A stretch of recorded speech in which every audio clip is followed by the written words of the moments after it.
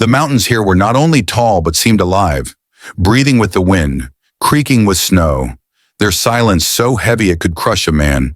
And it was within that very silence that Adam Ward lay, as if fused into stone and ice, his body becoming one with the ground, his hands slowly numbing from the cold. Yet his fingers never trembling, because trembling here meant death. His face invisible beneath the mask, his eyes fixed on the valley below. And he had been in this position for 4 days, time itself having dissolved until only breathing, heartbeat, and observation remained.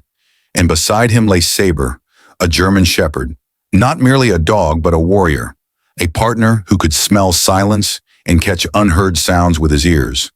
The most reliable presence in Adam's life, able to separate scent even beneath snow, his muscles appearing relaxed yet ready to explode into motion at any second. Adam's mission was simple: to observe, mark the location, and disappear. As a mobile surface-to-air missile system hidden in the valley changed position several times a day, concealed by the enemy among the mountains, with precise and disciplined movements, clearly a preparation against aerial threats. And Adam only needed to designate the site, nothing more. But war never follows a plan. The sky suddenly split apart with a roar so loud it felt as if the mountains themselves were shaking. Adam reflexively lifted his sight upward as a column of white smoke shot out of the valley, the missile clawing into the sky as if tearing at it. And for a single moment, Adam's heart seemed to stop because he understood exactly what he was seeing. This was no exercise, this was a real launch. And at that same instant, he saw a silver shape above, an American stealth fighter revealed far too late, the jet twisting into evasive maneuvers. But the distance was too short. The impact came. The explosion, not cinematic but cold and mechanical. Metal tearing apart, a wing separating. The aircraft fully, nung toward the mountains which swallowed the blast while the echo rolled on. Adam's throat went dry as he immediately looked down and saw a white parachute blooming, open, meaning the pilot was alive. And at the same time, engines roared in the valley as trucks accelerated into motion. The enemy had seen everything. Adam raised his radio. The orders were clear. Preservation of the observer came first. But he knew another rule as well. Leave no one behind. He transmitted the coordinates in a brief message and then shut the radio off. And from that moment on, he was no longer an observer. He was a rescuer. He abandoned excess gear, switched to his close combat weapon, gave Saber the scent from the pilot's clothing, and whispered, "Find!" Saber lunged forward and they descended the mountain like shadows through thick snow and fierce wind. As enemy voices drew closer, Adam reached the crash site first. The pilot was a woman tangled in parachute lines, her leg broken, blood mixing with snow. Yet there was no surrender in her eyes. Adam freed her quickly, dragged her into cover, and provided medical aid, while discovery was only seconds away. When the patrol entered the open ground, they barely understood what was happening. The fight was short, silent, and ruthless. 3 men fell and the 4th was bound and left behind. Adam lifted the pilot onto his shoulders and moved on, unaware that they were already being watched. The enemy commander read the tracks, the discipline, the presence of the dog, and understood this was no ordinary soldier. He released hunters and dogs as a storm approached, snow erasing tracks while the cold threatened to kill them all. The pilot burned with fever, Adam's strength drained away, and it was Saber who led them to a cave where fire was lit, snow melted, and life preserved. But the hunters arrived, dogs and men colliding at the narrow entrance. Saber fought while Adam acted with precision. They survived, but the psychological weight grew in them. Fear. Later in a ruined cabin, Adam's past resurfaced and control nearly slipped until Saber stopped him. At dawn they moved again. Ahead lay a canyon and a suspension bridge with the enemy waiting on the far side. Adam made his decision. The pilot and Saber crossed while he stayed behind. A bullet shattered his shoulder, yet he detonated the bridge and ran. The explosion shook the mountains and the pursuit ended. Adam collapsed onto the snow as the thunder of a helicopter filled the sky. Rescue arrived. Hands lifted them aboard. Inside the cabin, the pilot gripped Adam's hand. Saber rested his head between them. They were alive because loyalty was stronger than orders, and no one is ever left behind. The storm did not arrive suddenly. It crept in like a living thing, breathing colder air into the valleys, thickening the sky layer by layer until the mountains themselves seemed to disappear. And Adam Ward felt the pressure of it long before the snow began to fall. Because men who survive long enough in places like this learn to sense weather. The way sailors sense the sea, not as something external, but as a force that enters the bones and warns you that time is shrinking, that every decision now carries a heavier price. He adjusted the weight of the unconscious pilot across his shoulders, ignoring the scream of muscle and tendon protest, because pain was irrelevant. Movement was everything. Stopping meant freezing, and freezing meant death. Saber moved ahead of him, silent, efficient, occasionally pausing to test the wind, his tail low, his ears forward. The dog understood the shift as clearly as Adam did. The mountain was no longer neutral ground. It was becoming an enemy, and worse, it was becoming a weapon the enemy could use. Behind them, far above and below, men were moving with purpose. The commander had arrived at the crash zone not long after Adam left, and the scene told him everything he needed to know. The precision of the kills, the lack of wasted ammunition, the way the bodies were, placed unintentionally signaling discipline and training. And then there were the tracks, not chaotic, not desperate, but calculated wide strides, measured weight distribution, the telltale spacing of a handler and a dog. This was not a frightened pilot scrambling alone through snow. This was a professional extraction carried out by someone who understood terrain and timing. The commander knelt and touched the ground, lifting snow between gloved fingers, letting it fall slowly. Watching how the wind carried it, his face showed no anger, only interest, like a chess player studying a rare opening. He straightened and gave short commands that needed no repetition. The trackers spread, the dogs were released, and the hunt truly began. Adam felt it before he heard anything, the way Saber suddenly slowed the way. His breathing changed, the way his head turned, not toward sound, but toward absence. The lack of birds, the silence of wind in a particular corridor of rock meant something was moving there with intention. Adam shifted direction, angling toward denser forest, knowing that open slopes would betray them, even under snowfall. Every step was a negotiation with gravity and exhaustion. The pilot stirred once, her breath, shallow lips, blue, murmuring words that made no sense. Adam adjusted the tourniquet, checked the splint, whispered reassurances. He was not sure she could hear, but he needed to say them anyway.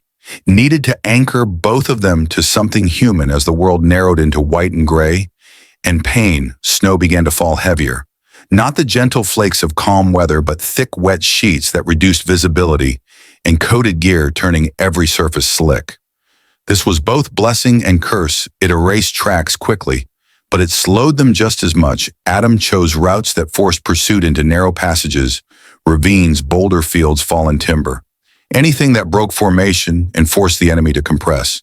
He knew numbers were against him, and that meant he had to dictate how and where contact would happen, if it happened at all. He stopped briefly beneath a rock overhang, forcing himself to breathe evenly, checking ammunition rationing time. Saber returned from a short scout and pressed close, his body radiating heat grounding. Adam reminding him he was not alone, and had not been alone in years, not since the world before war collapsed into missions in memory. Contact came without warning, a single sharp bark cut off mid-sound, followed by shouting. Adam dropped instantly, rolling into cover as rounds snapped through the air, chewing bark and stone. He fired twice, controlled, deliberate. The recoil, familiar, comforting one enemy. Fell another, dragged him back out of sight. Adam moved again, never staying long enough to be bracketed. He used the confusion to gain distance. The pilot moaned but did not wake. Saber stayed glued to Adam's side, his movements precise, deadly when needed. One handler came too close, and Saber struck fast, taking him down with brutal efficiency before vanishing back into snow and shadow. The skirmish lasted less than a minute, but it changed everything. Now they were no longer ghosts. Now they were prey that could bleed. The storm intensified, visibility collapsed into arm's length. White noise swallowed sound and direction. Adam's internal compass kept them moving downhill toward a grid point that might not exist anymore. Maps lied in mountains, Storms rewrote landscapes overnight. He slipped once hard, barely catching himself the pilot's weight, nearly pulling them both over an edge. His heart hammered, but he did not stop. Fear wasted energy, and energy was life. They reached a narrow defile where wind screamed like an animal.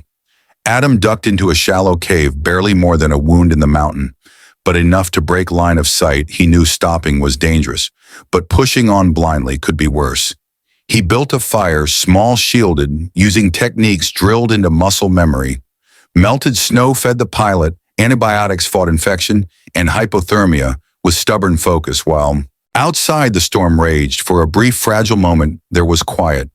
Real quiet, not the tense waiting of combat, but the kind that felt almost sacred.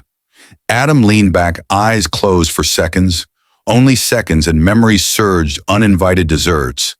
Night raids, faces that never left, the kind of ghosts soldiers pretend they don't see. Saber shifted and pressed against him, grounding him again, anchoring him to breath, to purpose.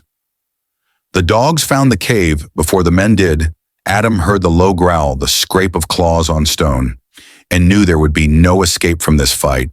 It would be close, brutal, intimate, exactly the kind that stripped away distance and illusion. He positioned himself, low weapon, ready, saber forward like a coiled spring. The first dog lunged. Saber met it midair. The collision, violent fur and muscle twisting in the narrow space. Adam fired point blank at the handler before he could react. Another man rushed screaming and fell just as fast. The fight was chaos. Seconds that felt endless when it was over. Bodies blocked the entrance. Steam rose in the cold, and Adam was shaking, not from fear, but from the release of everything he could not afford to feel until now. They moved again because survival allowed no pause, not even for victory, deeper into the mountains, through wreckage of old cabins and forgotten trails. Each step harder than the last. Adam's shoulder burned where shrapnel had grazed him. Blood stiffened his sleeve, but he ignored it because Saber was still moving, because the pilot was still breathing, because stopping was not an option. Dawn broke pale and weak, revealing a canyon ahead split like a scar across the land, and spanning it a single narrow suspension bridge swaying in the wind. Adam understood immediately this was the final funnel, the place where all pursuit converge, where choice would matter more than strength. He knelt and looked at Saber, and then at the pilot, and in that moment the decision formed fully, not as sacrifice, not as heroism, but as math. In matters of survival, someone had to hold the line. Someone had to make sure the others crossed. He sent Saber first, guiding the pilot across inch by inch. Bullets cracked around him as the enemy emerged exactly where he knew they would. The commander watching, calm, calculating, Adam fought with precision born of exhaustion and clarity. He took hits, one round shattering his shoulder, but he stayed upright long enough to place charges on the bridge anchor and run the explosion, tore the bridge away, swallowing pursuit in noise and falling metal. Adam collapsed into snow vision tunneling as the sound of rotors finally cut through the storm. Salvation, loud and undeniable hands grabbed him, lifted him away from the mountain that had tried to claim them all. And as the helicopter rose, Adam saw Saber again alive, bloodied but unbroken, and the pilot gripping the dog's fur like an anchor. And he knew whatever came next. Whatever scars remained, they had done what mattered most. They had not left anyone behind. When Adam Ward regained consciousness, the first thing he felt was vibration, a steady mechanical pulse that traveled through metal into bone and told him without sight or sound that he was airborne.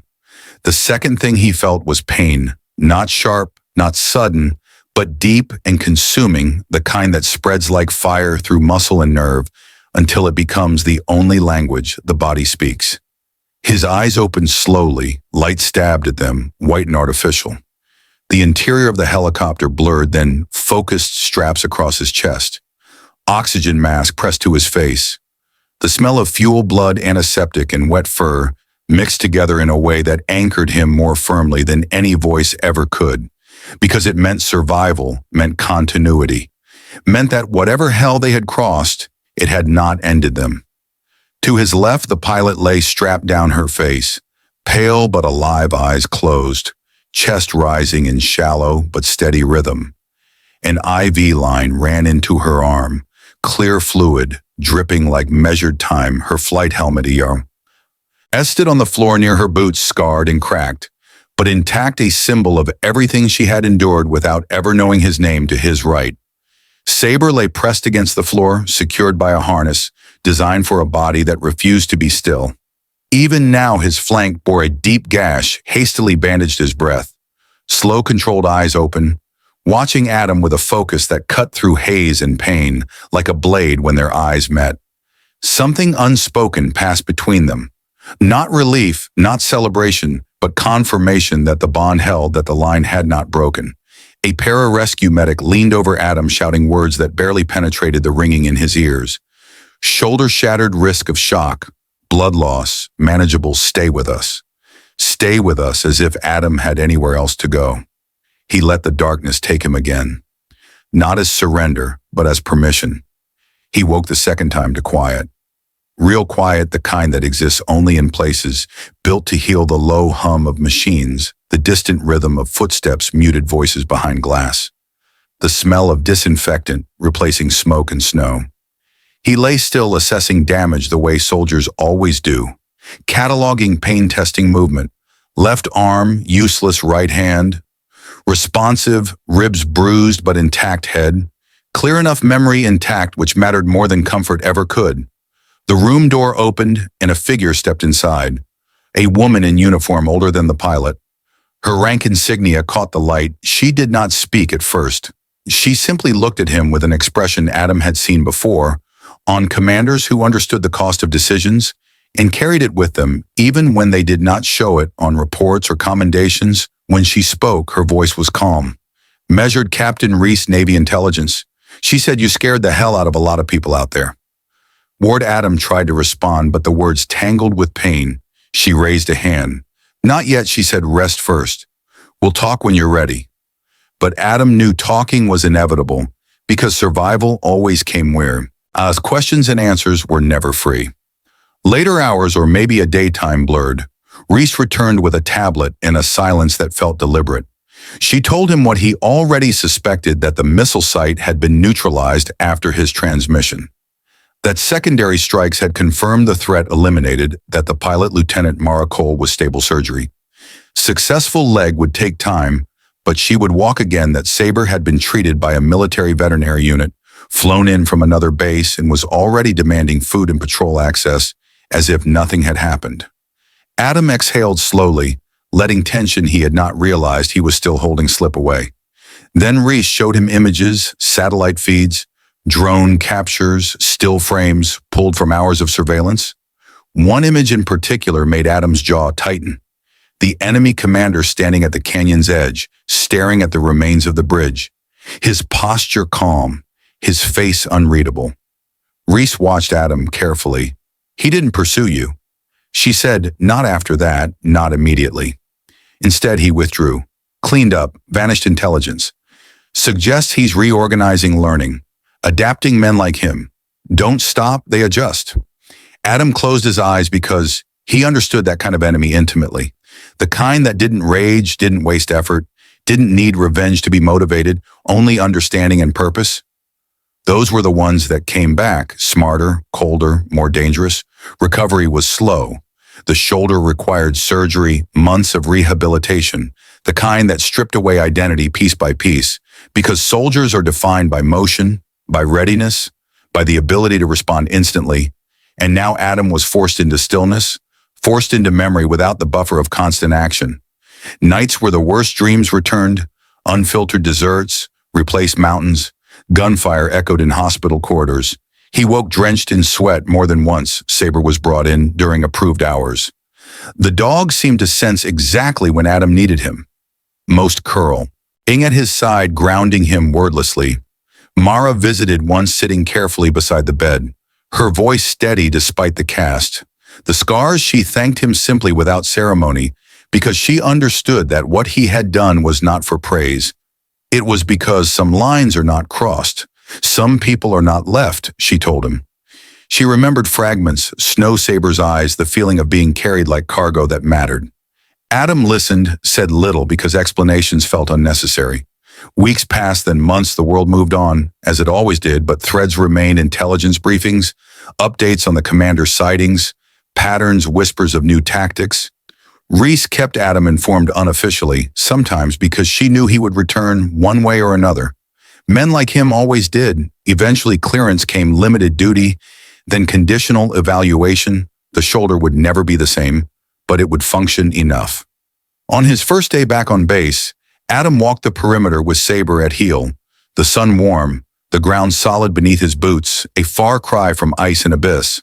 But the mountains stayed with him, etched into muscle, and thought not as trauma, but as proof that he had chosen correctly when it mattered, that loyalty was not an abstract value, but an action repeated under pressure. Somewhere across borders, the commander studied new maps, new weather patterns, new probabilities. He had lost that day, not because he was outmatched, but because someone else had accepted a greater risk. And that fact unsettled him, not with anger, but with curiosity. He would account for it next time. And Adam knew there would be a next time, because war does not end cleanly. It pauses, shifts form, waits for people to believe they are safe before reminding them they are not. But when that moment came, Adam Ward would be ready, not because he sought it, but because some roles once chosen are never truly left behind. Adam Ward learned very quickly that recovery was not a straight line, but a terrain as unforgiving as the mountains he had left behind, because healing did not mean forgetting, and strength did not mean readiness. The shoulder obeyed him again, but it did not trust him, and he did not fully trust it either. Every movement carried memory, every stretch reminded him that his body had limits even if his will did not, and that awareness changed him in subtle ways that only men who have walked back from the edge ever truly understand. He trained alone, often before dawn, running Saber beside him through fog and empty trails, the dog's rhythm, steady grounding Adam when thoughts drifted too far backward or forward. Intelligence came quietly.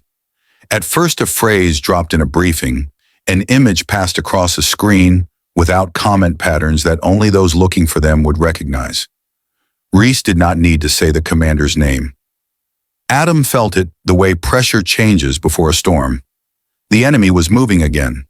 Not recklessly, not loudly, but deliberately strikes here. Disruptions, their proxy groups, suddenly better trained, better supplied ambushes that showed patience and understanding of Western response times. Someone was shaping the battlefield rather than reacting to it. Adam was officially on limited duty. Unofficially, he was being watched, evaluated, measured not for what he could do, but for what he would choose to do. When the moment came, Reese finally called him in late one evening, the base nearly empty, her office lights, low maps projected across the walls. She did not sit, she stood arms crossed, eyes sharp. "This isn't an order," she said. "It won't be on paper." Adam nodded, he expected nothing less. She laid it out. The commander had resurfaced. Intelligence confirmed his presence, coordinating a network that stretched across terrain, similar to where Adam had last encountered him. Mountains, corridors, old trade routes, villages that survived by silence and balance.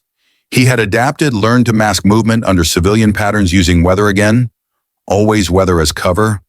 Adam listened, absorbing every detail, not because he was eager to return, but because some battles do not allow detachment.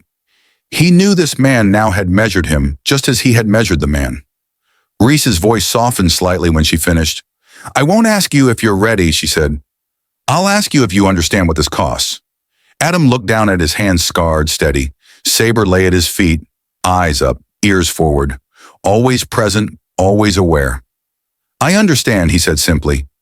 The deployment was smaller, quieter, no dramatic send-off, no public acknowledgement.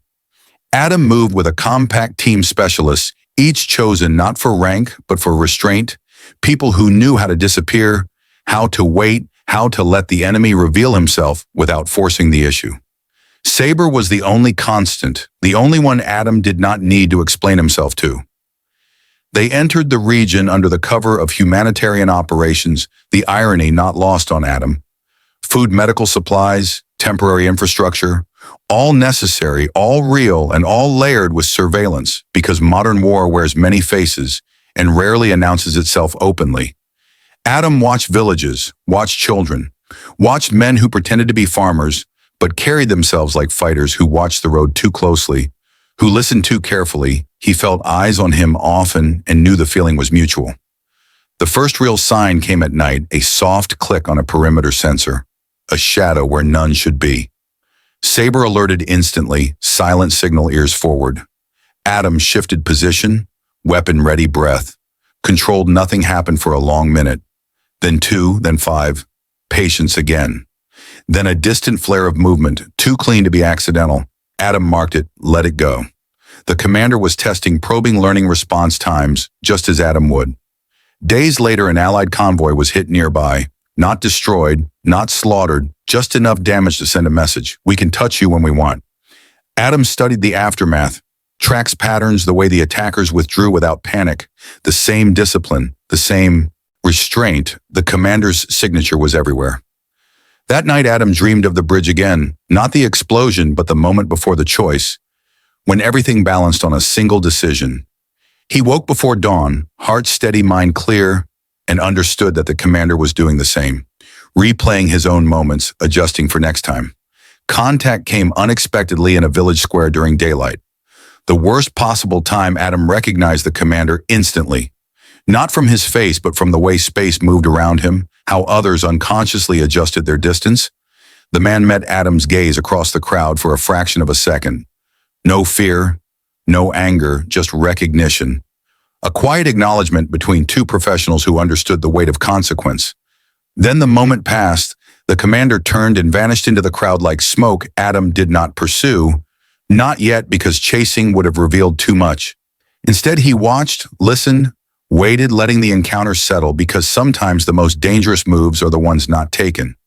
The following weeks became a chess match without a board, near misses, misdirection, traps laid and avoided, both sides learning the other's limits. Saber played a crucial role, finding caches, identifying false trails, detecting tension where none should exist. More than once, his instincts prevented disaster. Adam trusted him completely, as always. Then came the message, delivered indirectly through a compromised informant, a deliberate leak, coordinates, time frame, bait.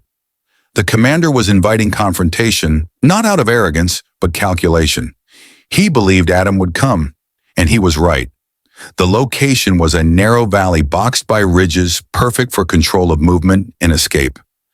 Adam studied it long into the night, weighing options, knowing this would not end cleanly, knowing someone would pay a price, and that price might not be him.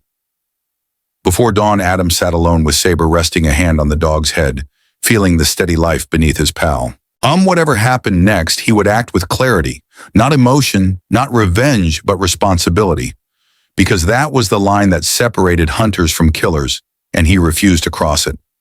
As the sun rose and the valley came into view, Adam moved forward, carrying the weight of everything that had led to this moment, fully aware that shadows once faced rarely remain behind for Eve. The valley revealed itself slowly as the sun climbed, not all at once, but in layers of shadow, retreating inch by inch from stone and scrub, until Adam Ward could see the full geometry of the place and understand exactly why it had been chosen.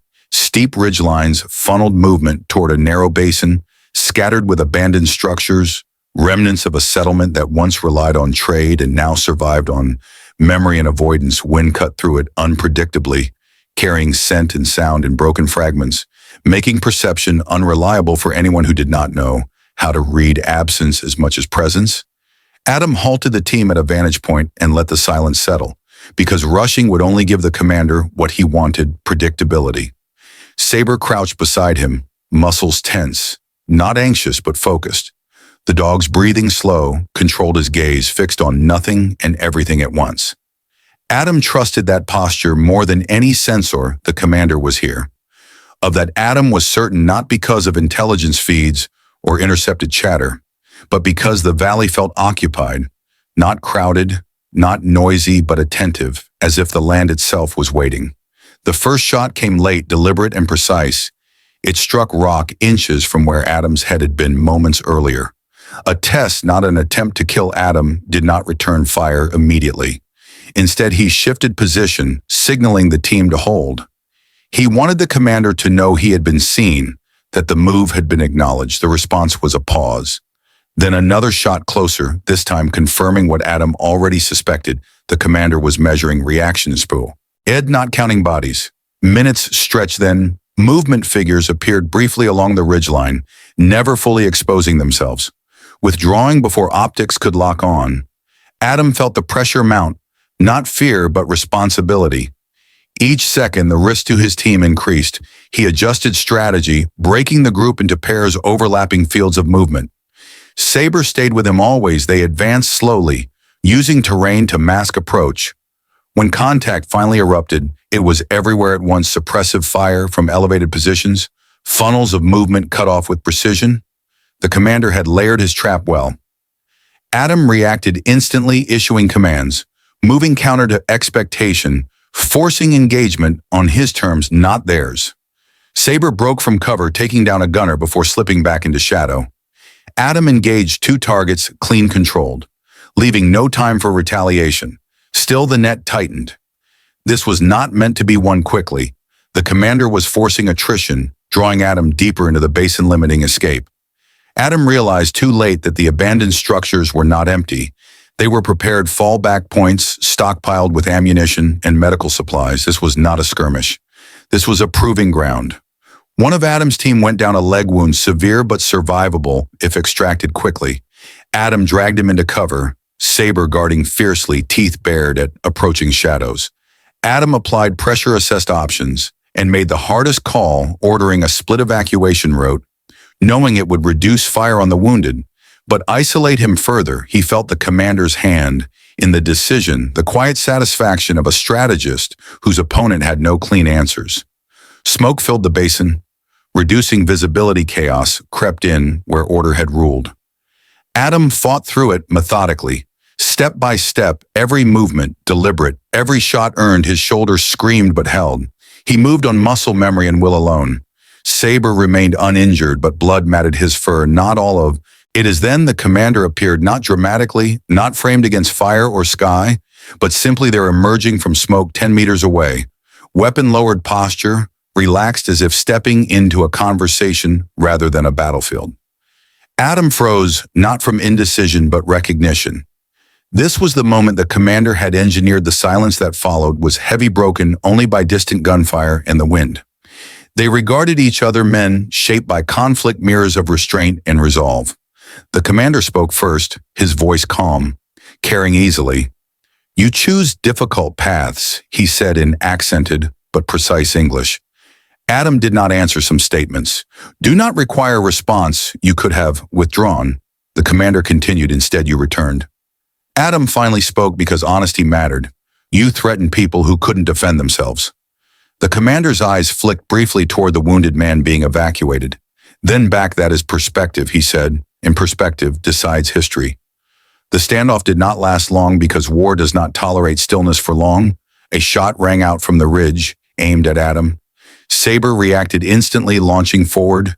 Disrupting the moment chaos returned, Adam fired. The commander vanished into smoke. The chance for words dissolved into violence again. The remaining engagement was brutal and close. Adam's team extracted under heavy fire, losing equipment ground, but not lives. Adam stayed until last, covering retreat, bleeding from a reopened wound, his vision narrowing. Saber stayed glued to him, teeth flashing, warning snarls driving back anyone who came too close. When Adam finally disengaged, it was not victory nor defeat, but survival bought at high cost. They withdrew under air cover, the valley burning behind them, not destroyed but scarred. Adam watched it disappear, knowing the commander had escaped again. Not out of weakness, but choice. The man had achieved what he wanted. Confirmation, adaptation, understanding. Back at base, the losses were tallied, wounds tree. Ted reports written. Reese met Adam alone later.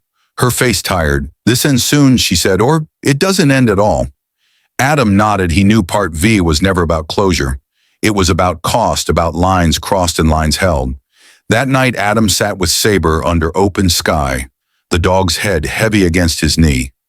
The stars, distant, indifferent. Adam understood now more clearly than ever that the war between him and the commander was not about territory or ideology, but about choice, about how far one was willing to go and what one refused to sacrifice to win. And as sleep finally came, Adam knew the final reckoning was inevitable, because some conflicts do not fade. They converge. The final operation did not begin with orders or speeches or maps projected on walls, because by the time it came, everyone involved already understood what was at stake and what would be lost regardless of outcome. Adam Ward felt it in the quiet efficiency of preparation, in the way weapons were checked without conversation, in the way Saber stayed closer than usual, pressing his shoulder into Adam's leg, as if measuring the distance between now and whatever came next.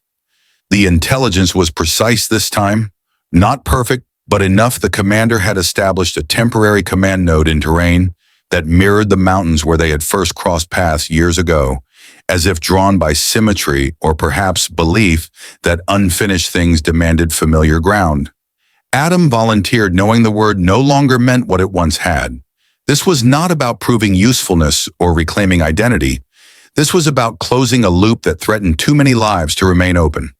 Reese did not argue. She simply nodded, because leaders recognize inevitability when they see it and understand that refusal can sometimes be more dangerous than consent. Insertion came at night, low, altitude silent. The team dispersed into darkness with practiced fluidity.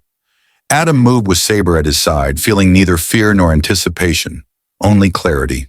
The lands. Cape rose around them, jagged and cold. But this time, it did not feel hostile. It felt known. Every step carried memory, but not hesitation. He had walked through worse and returned.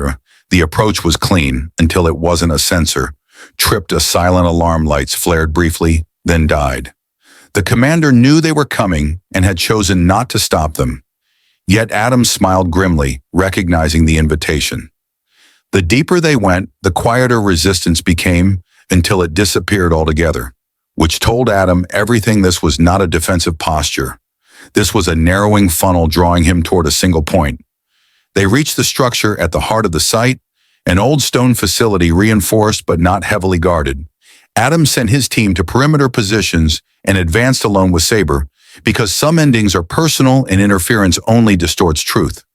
Inside, the air was still warm. Generators hummed softly, the smell of metal and dust heavy.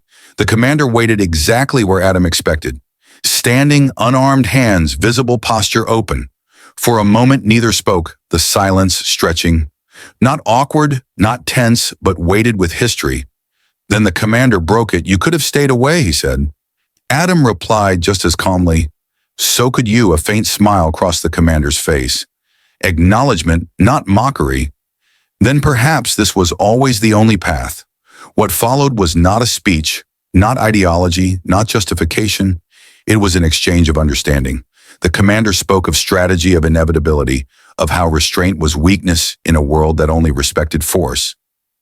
Adam listened and then answered, not with counters but with boundaries, with the simple assertion that power without limits devours itself, that winning at any cost eventually leaves nothing worth keeping. The commander considered, his eyes sharp, calculating. But something else flickered there. Fatigue, perhaps, or recognition that some wars consume even those who believe they control them. The moment broke with movement. A hidden guard panicked, raised a weapon. Saber reacted instantly. The sound echoed, shots fired, chaos erupted. Adam engaged, moving fast, precise. The commander attempted to reach a secondary exit, but Adam cut him off. The final confrontation was close, brutal. Human fists and desperation replacing distance and calculation. They struggled, neither young, neither weak, both driven by different absolutes. Adam disarmed the commander, pinning him to the ground. Breathing hard, the commander laughed softly, not in defiance but release. "So this is how it ends," he said. Adam shook his head. "It ends with you answering for what you've done." Extraction teams flooded the facility. Restraint secured weapons. Lowered, the commander was taken alive. Something Adam knew would hurt more than death, because it forced reckoning. Not legend, not martyrdom, but accountability as they led him away. The commander met Adam's eyes one last time and nodded, not in respect exactly, but acceptance. The aftermath unfolded predictably. Operations collapsed. Cells disbanded, violence tapered, not ended, but diminished enough to save lives. Reports were written, redacted, condensed.